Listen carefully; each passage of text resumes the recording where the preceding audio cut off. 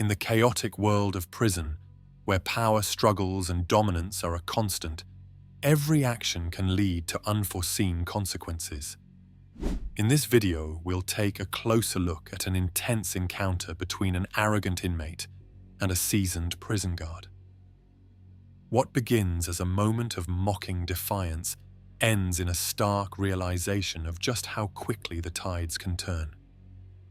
This is the story of the inmate who laughed in the face of authority, only to beg for mercy seconds later. The inmate stood in the dimly lit corridor, his eyes scanning the room with a sense of superiority. He was a towering figure, broad-shouldered and ripped, the kind of man who wore his strength like a badge of honor. His tattoos were elaborate and full of meaning, a snake coiled around his bicep, representing rebellion, a skull inked on his chest, symbolizing his fearlessness in the face of death.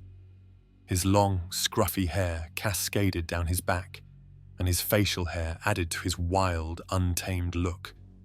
Every inch of him screamed that he was a force to be reckoned with, that he was above the rules of this place. He had been locked up for a number of years now, yet the prison had not broken him.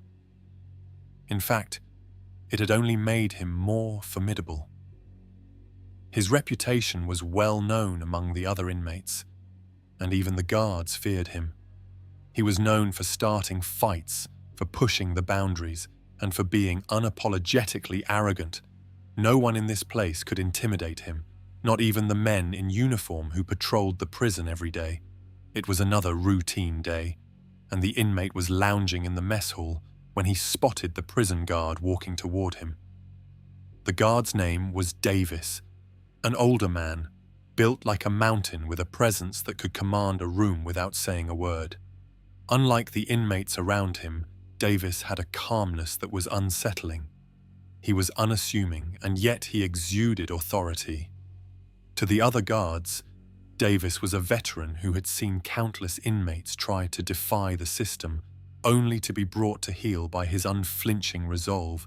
But to the inmate, Davis was just another figure to mock. As the guard walked past the tables, his eyes momentarily met the inmate's, and in that brief exchange, the inmate couldn't help but scoff. He stood up, his chair scraping loudly against the concrete floor, drawing the attention of those nearby. The other inmates fell silent, waiting to see what would unfold. The inmate took a few steps toward Davis, a cocky smile tugging at his lips. He stood tall, chest out, the picture of arrogance. His eyes glinted with mischief as he scanned the guard from head to toe, and then, without a second thought, he let out a loud laugh. "Is that the best they've got around here?" He jeered, his voice dripping with disdain. "An old man like you? What are you going to do, old man? I don't even see a badge on you. What's next? You going to lecture me about respect?" The inmate's laughter echoed through the room. His taunt wasn't just directed at the guard, it was a challenge to the entire system. He made it clear that he didn't respect any authority in this prison. Davis didn't respond. Not yet, anyway. He kept his eyes forward, maintaining a quiet composure that only seemed to infuriate the inmate more. It was as though the guard's indifference only fueled his sense of superiority. But as the inmate pressed forward, he couldn't help but notice something about the guard. His stillness. Davis wasn't flustered. He wasn't reacting in the way the inmate expected. Most guards would have snapped by now, tried to establish dominance, but Davis didn't budge. Instead, he continued to walk, his stride slow but deliberate. The inmate felt his pride swell. This was the perfect moment to put this man in his place. "Come on, old man," the inmate taunted again. "Do you think you can just walk past me like I don't exist? I've seen tougher guys break than you." He stood directly in the guard's path now, his face inches from Davis. His smirk was like a challenge, daring the guard to make a move. He was so certain of his own power and influence, so confident that no one, especially not someone like Davis, could make him feel small. This was his domain now, and everyone, guards, inmates, the entire system, was beneath him. But Davis remained unfazed. The inmate's words hung in the air, but Davis didn't flinch. He didn't look down or show any sign of emotion. He simply kept walking, as if the inmate was no more than a fleeting nuisance. The other inmates watched in silence, unsure of how this would play out. They were used to seeing tough guys come and go, but something about Davis intrigued them. It wasn't often you saw a guard who refused to back down or engage in the posturing and power struggles that plagued the prison. The inmate, however, wasn't about to let this go. He had made a name for himself by being a troublemaker, by asserting his dominance in ways that others couldn't. This guard was no different. He was weak, he was old, and the inmate would prove that to everyone in the room. He stepped in front of Davis, blocking his path completely. "What's the matter, Davis?" he sneered, leaning in closer. "You too scared to fight back? You don't have what it takes anymore? I bet you're just waiting for someone to come and take your job, aren't you?" The guard didn't even acknowledge the insult. He didn't make eye contact with the inmate. He didn't even shift his body. His hands were steady at his sides, his face expressionless. But the inmates could see something in his eyes, something calm, something dangerous. And it was this unshakable presence that made the inmate pause, if only for a fraction of a second. But that second passed quickly. The inmate let out a short laugh, almost as if he was daring Davis to do something. "You think you're untouchable, don't you?" he spat. "Well, I'm about to change that." What he didn't realize, however, was that while he had been pushing, Davis had been silently assessing every move the inmate made. The guard was no stranger to this kind of behavior. He had dealt with hundreds of inmates who thought they were invincible, and he had dealt with their arrogance in ways that made them regret ever crossing him. Davis didn't need to react in the way the inmate expected. He didn't need to show strength in the form of muscle or words.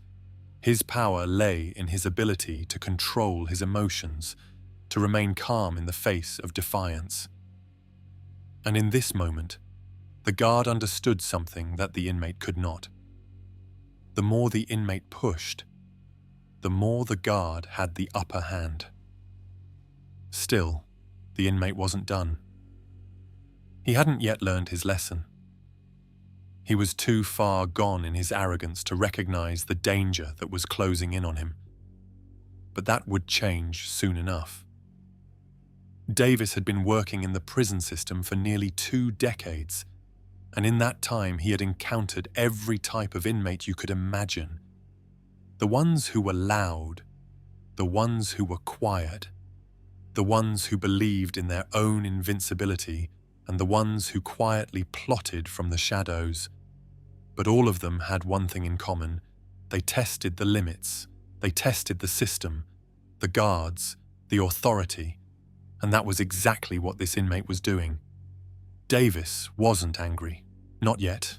He wasn't offended. He wasn't even bothered by the insults, but he was calculating. He had seen what was coming the moment the inmate stepped into his path, and he had made his decision. This was a battle of wits now, and Davis was playing a long game. The inmate's mocking words bounced off him like water off a duck's back. He had been trained to stay composed, to never show weakness. His eyes never left the inmate, not even when the laughter rang out. The prison had taught him that respect didn't come from force or intimidation. It came from control. And the moment the inmate had crossed the line, Davis knew that control would be his. As the inmate took another step forward, puffing out his chest and speaking louder, Davis remained still. It wasn't just a lack of reaction, it was a demonstration of mastery.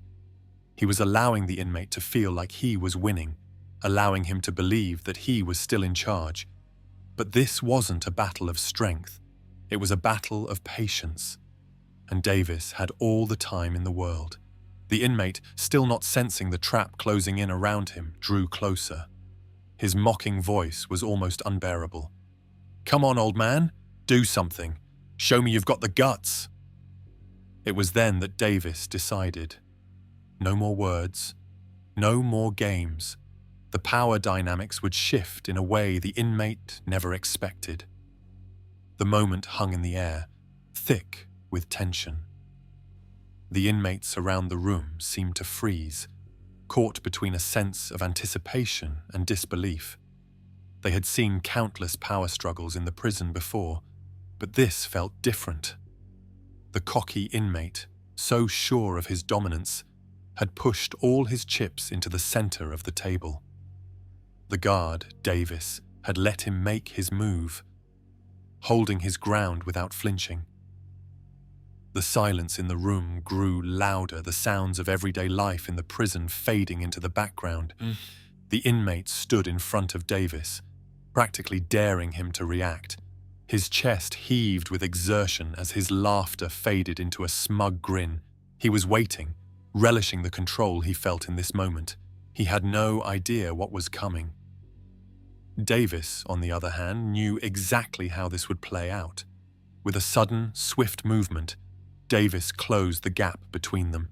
The inmate, still lost in his own bravado, didn't see it coming. In the blink of an eye, the guard was right there, in his face, towering over him with an intensity that shook him to his core. It was as if the world had shifted on its axis. The inmate tried to take a step back, but Davis moved faster, his presence overpowering. The strength of the guard wasn't just physical, it was something deeper, something unspoken, that radiated from him like an invisible force. The inmate felt his stomach tighten, his breath catching in his throat as he realized he had miscalculated. This wasn't like the other guards. This wasn't someone he could simply push around. Davis didn't say a word. There was no need for threats or taunts. His eyes locked onto the inmate's, cold and unyielding. The inmate was caught off guard. In a split second, everything that had once made him feel invincible, the laughter, the insults, the bravado, evaporated. He realized that he had underestimated the man standing before him. What was once a taunting game was now a dangerous encounter. The guard didn't need to raise his hands. He didn't need to throw a punch or shout orders. His mere presence was enough to send a message. The inmate felt a creeping sense of dread that he couldn't shake. His confidence, which had once been a fortress around him, began to crumble. It wasn't just physical strength that was overpowering him now. It was the weight of experience, of control. Davis had seen it all before. He knew how to disarm an enemy without lifting a finger. In that moment, the inmate's world tilted, and for the first time he felt small. He had been the one who controlled the narrative until now, but Davis had taken the reins. The reality of the situation began to settle in, and panic started to gnaw at the edges of the inmate's thoughts. His chest tightened, his heart raced. There was no escape from the grip that Davis had on the moment. The inmates watching could feel the shift in the air too. They had all been part of this power game, but they had never seen it unfold like this. The arrogant inmate had pushed every boundary, mocking every rule, but now he was face to face with the one person who didn't play by the same rules. The guard had a different kind of power, one that couldn't be measured in brute force. It was a power that came from a place of knowing, from experience, from the kind of quiet authority that couldn't be shaken. The inmate, suddenly aware of how out of control he had become, tried to compose himself. He straightened up, trying to force his usual cocky smile back onto his face, but the guard's gaze never wavered. It was as if Davis could see right through him, and that only made the inmate feel more exposed. His bravado faltered. He had wanted to be the one in control, the one who made everyone else bow down to him, But now, for the first time in his life, he was the one on the receiving end of that force. The inmate took a shaky step back, hoping to regain his composure, but Davis moved with him, closing the distance once more. There was nowhere to run. The walls of the prison, once a source of security for the inmate, now felt like they were closing in on him. His mind raced. He had been in tight spots before, fights, confrontations, moments where he had to be quick on his feet. But this was different. This wasn't about fighting back. This wasn't about winning with his fists or his words. This was about something deeper. This was about dominance, and in this moment, Davis had it. The inmate could feel the weight of the power pressing down on him like a crushing force. As the seconds stretched into what felt like eternity, the inmate began to realize something he had never truly understood before. Power wasn't just about being loud, being aggressive, or being the biggest guy in the room. It was about control, about having the presence to make others feel your strength without needing to assert it. Davis wasn't reacting because he didn't need to. He was in complete control. And the inmate was just another person trying to fight against an unstoppable force. For a fleeting moment, the inmate's mind flashed with memories of the pride he had always carried, the pride that had made him feel untouchable. But now, those memories seemed distant, irrelevant. He wasn't the top dog anymore. He wasn't the one calling the shots. Davis had taken that position with a single look, a single step, and suddenly the inmate was nothing more than a man caught in the web of his own arrogance. The cold, calculated eyes of the guard never left his face. And in that silent, unspoken exchange, the inmate felt his confidence disintegrating. The control he had once enjoyed was slipping through his fingers. His chest was tightening, and his palms were starting to sweat. The room was spinning, the faces of the other inmates blurring into one. He was losing control, and in a place like this, that was the most dangerous thing that could happen. The inmate's heart beat faster. He could feel his pulse in his throat, his head pounding. The rush of panic surged through him, clouding his thoughts. The smug sense of invincibility he had carried around for so long was starting to fade, replaced by something much more unsettling. His mind screamed for a way out, for a way to regain his footing. But the more he tried to push back, the more he realized that this wasn't a fight he could win. This wasn't about strength anymore. It wasn't about bravado. It was about something much deeper, something that the inmate had never fully understood. Davis wasn't trying to overpower him physically. He wasn't trying to make a spectacle of the situation. The guard was simply standing there, silent, still, and utterly in control. And in that moment, the inmate understood. He had walked into this situation thinking he could break the guard, make him feel small, but now he was the one on the verge of breaking. The atmosphere in the room had shifted completely. The arrogance that the inmate had clung to, like armor, had crumbled away. And now all that was left was raw fear.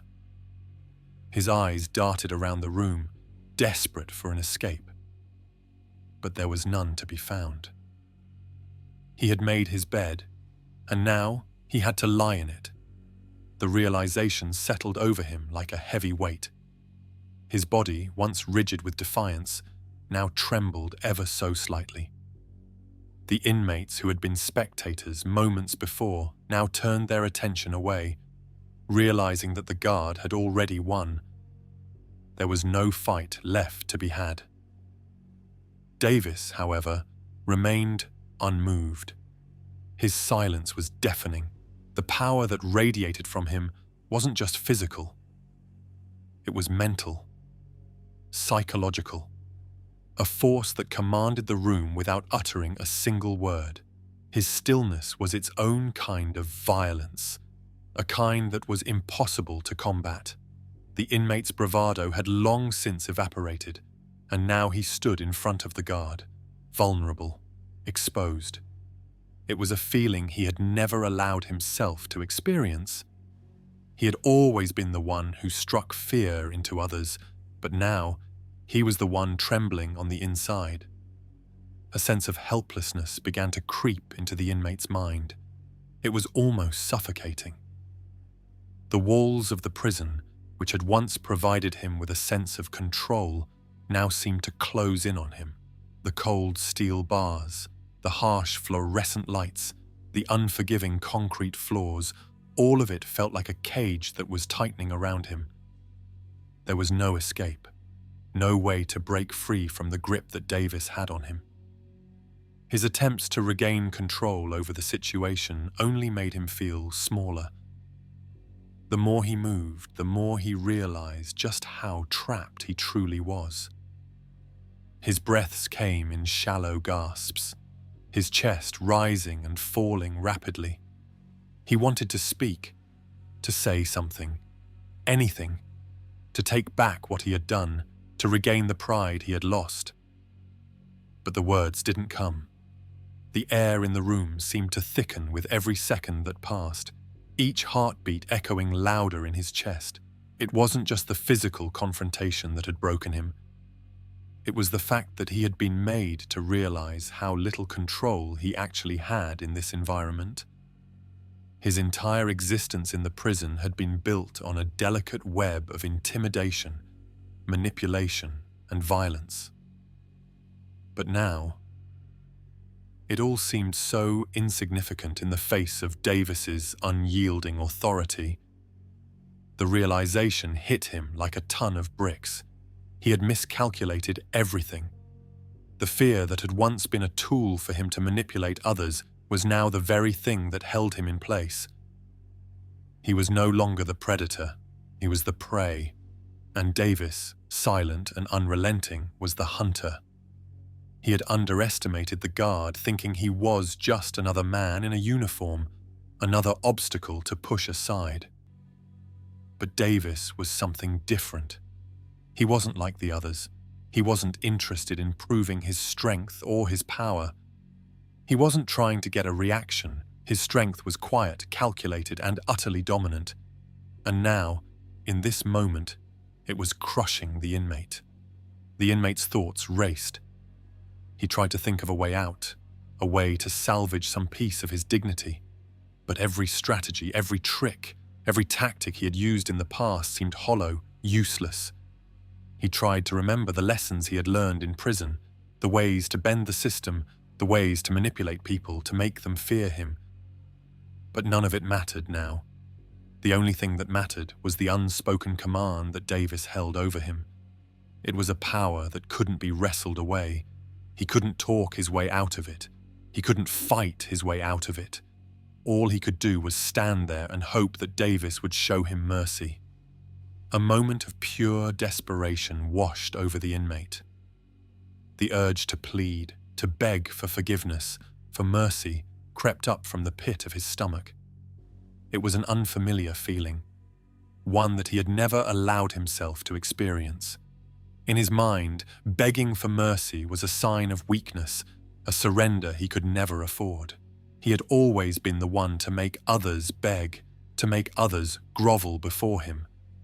But now, the tables had turned. He realized in that gut-wrenching moment that he had lost everything. His pride, his power, his sense of invulnerability, all of it had vanished.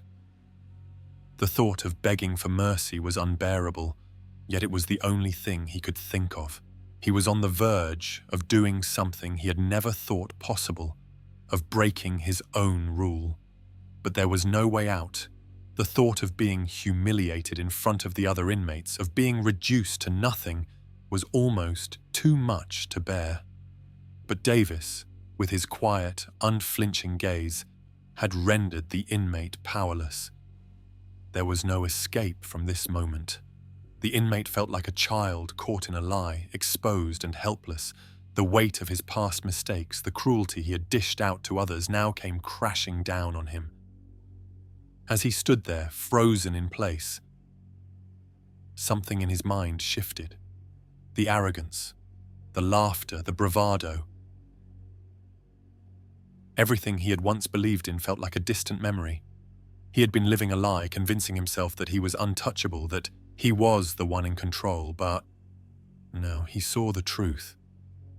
He was just another man in a cage, just another soul trying to survive in a world that didn't care about him. And then, in a voice barely above a whisper, he spoke. Please. It was all he could muster. The word felt foreign on his tongue, a concession he had never imagined himself making. But in that moment, it was all he could offer.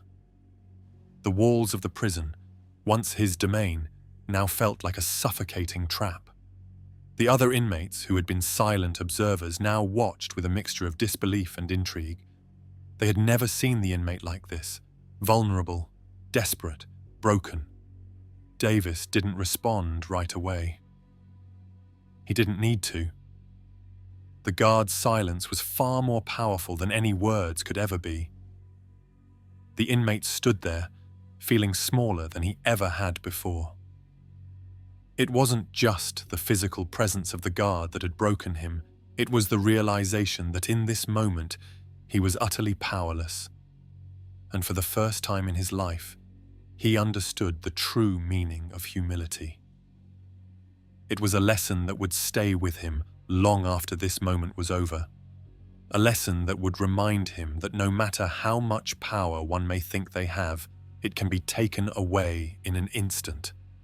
And when it is taken, there is nothing left but the cold, crushing weight of vulnerability. The weight of the moment hung in the air, pressing down on everyone in the room.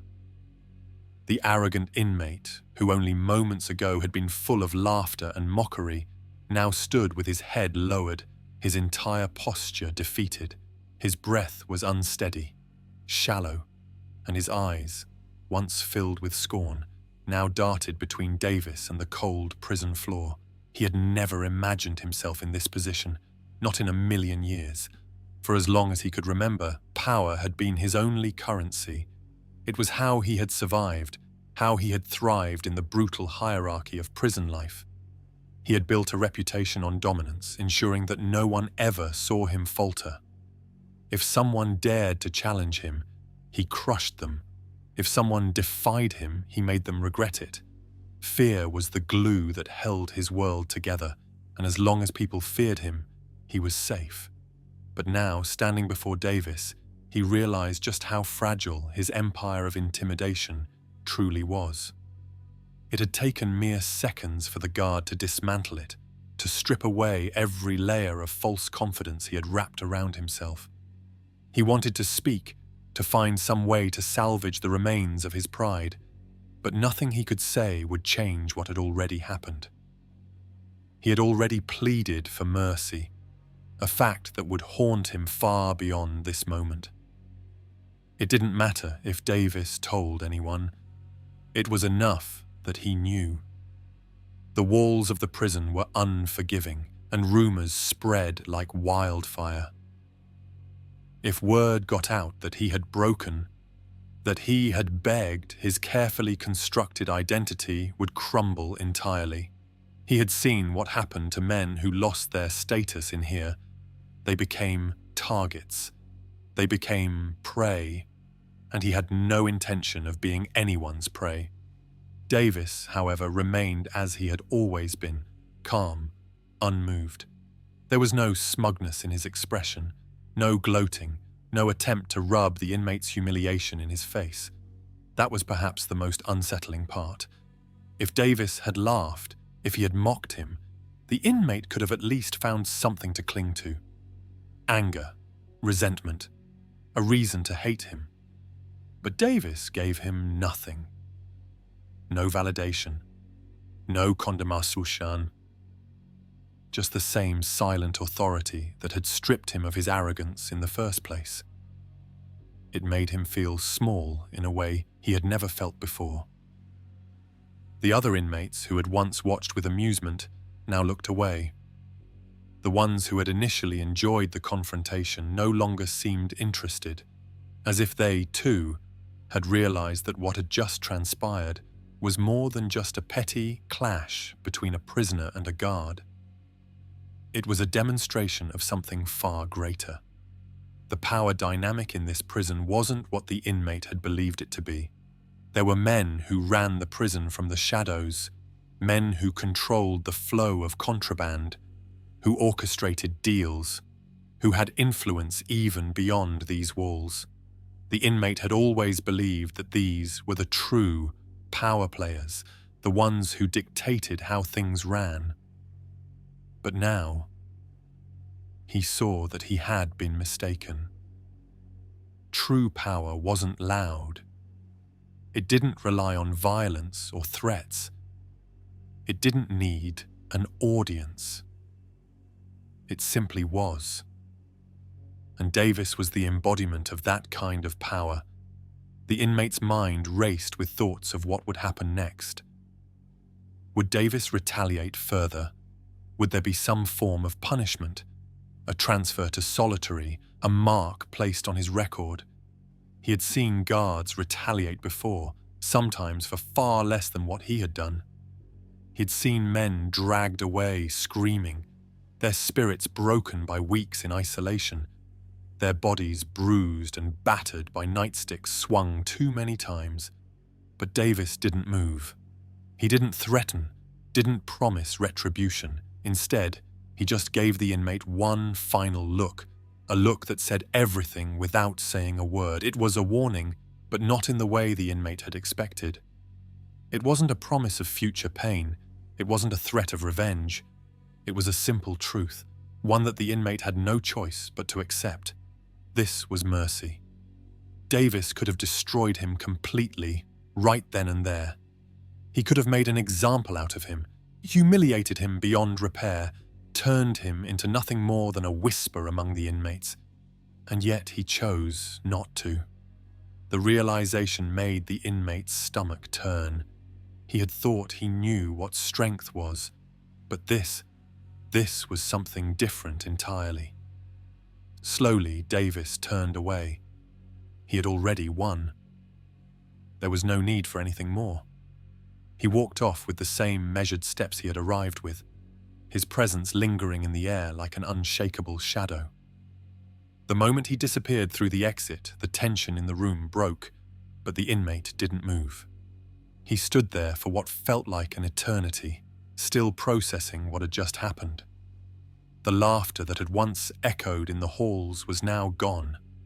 The arrogance that had defined him had been stripped away, leaving behind something raw, something he wasn't sure he could face. For the first time in years, he felt something foreign creeping into his chest, something he had spent his entire life avoiding. Respect. And perhaps buried beneath it all, something even deeper. Fear.